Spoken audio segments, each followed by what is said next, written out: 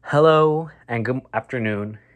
I'm Israel Sanchez, and today I want to talk about video game addiction and the causes of it, and what really does play a factor in video game addiction, and what we could do to help combat the addiction.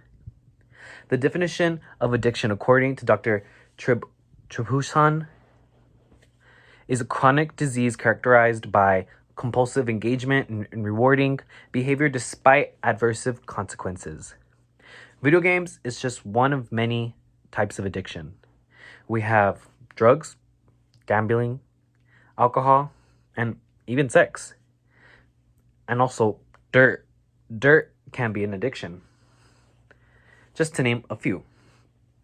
The three things that I'm going to talk about is the social factor that video games provides, the way the brain contributes to the addiction, and the effects that it has on the body, playing so long. The first point that I'm going to be discussing is the social factor in video games. With video games, it creates a space for the gamer to stay inside and even socialize. So no need to go outside anymore when you can talk to others via communication channels in the game or on apps like Discord, which can lead to social anxiety in the real world.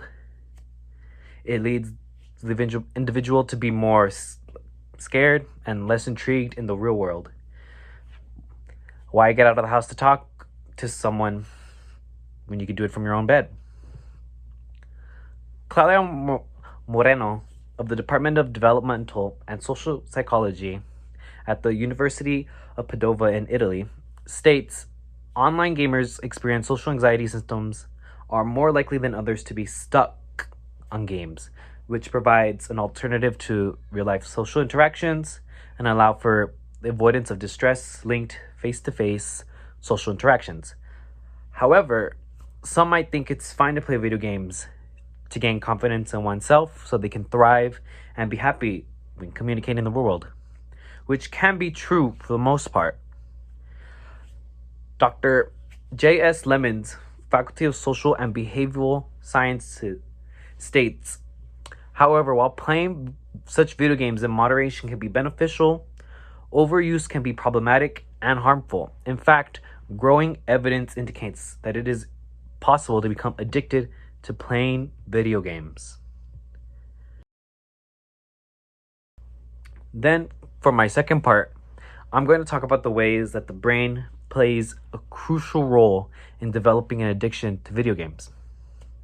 When you play video games and say you're doing really good, you're passing levels, getting wins, etc., your brain starts to release dopamine. According to the Cleveland Clinic, dopamine is a neurotransmitter made in your brain. It plays a role as a reward center. So when you play more and you start doing good, your brain releases dopamine and makes you feel good. Then, as you're playing, your brain has you craving more and more dopamine. In order to achieve that state, you have to start playing more, which then can lead to an addiction. The crave to feel good only through playing video games is enough to make anyone an addict. Dr. Ken Oja says in a lecture, there are 3 discrete phases that a gamer goes through when playing video games. The first phase is when the game is actively fun. The more you play, the more you have fun. The second phase, which takes place months or years later, your brain starts to get used to the steady release dopamine, you build a tolerance of it, and the game becomes less fun. Then the third phase, the game isn't even fun anymore, but you just can't stop playing.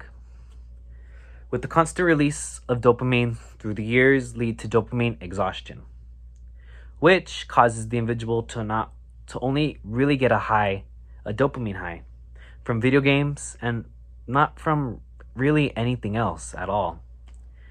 Because nothing else seems to give you that high since your tolerance is so high from just video games. which also works the same with any other addiction. You're just so used to getting high off of one thing that other things just won't achieve that goal. And my third and final point that I'm going to be talking about is the effects on the body that are caused by the addiction of video games. There can be many effects that can impact the physical health of the gamer.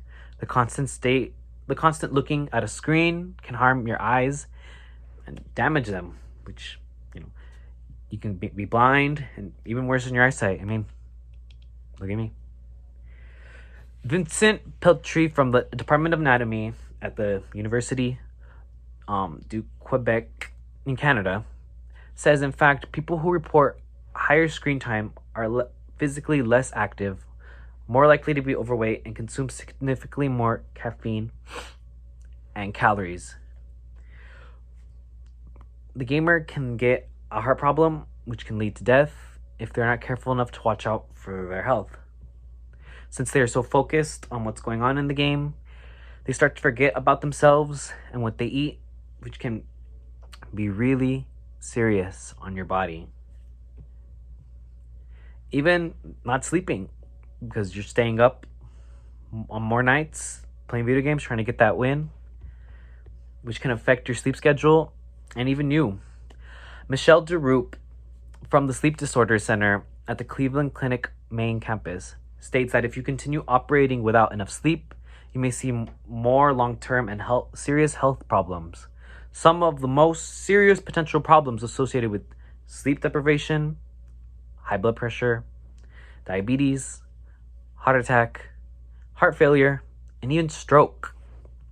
And other potential problems also are obesity, depression, and reduced immune system function, and lower sex drive.